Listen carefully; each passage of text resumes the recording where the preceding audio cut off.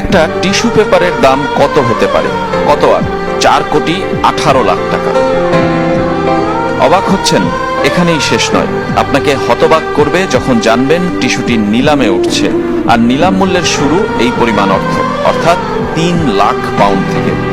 16x16.5 সেন্টিমিটারের টিস্যুটি যে Sen football ইতিহাসকে বদলে দেওয়ার প্রমাণপত্র। লিওনেল মেসিকে জানলে জানা আছে টিস্যুটির গল্প। 2000 সালে যে টিস্যুতে সাইন করে বার্সেলোনায় পাড়ি জমিয়েছিলেন লিওনেল মেসি, জন্ম নিয়েছিল এক ফুটবল নক্ষত্রের। ফুটবল দুনিয়ার সব ব্যক্তিগত দলগত সাফল্য জয় করেছেন গত 2 দশকে।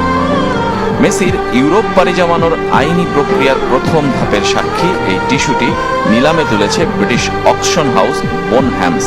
মেসির মধ্যে স্ফুলিঙ্গ দেখতে পেয়েছিল বার্সেলোনা, কিন্তু বাবা হোর্হে মেসি রাজি হচ্ছিলেন না ছেলেকে স্পেন পাঠাতে।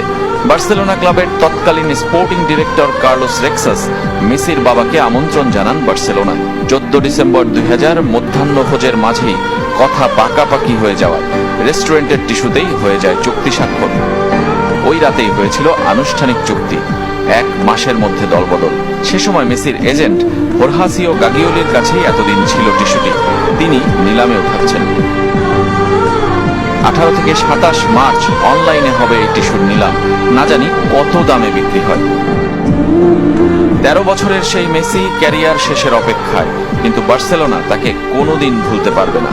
672 গোল করে ক্লাব ইতিহাসের সর্বকালের সেরা দিন।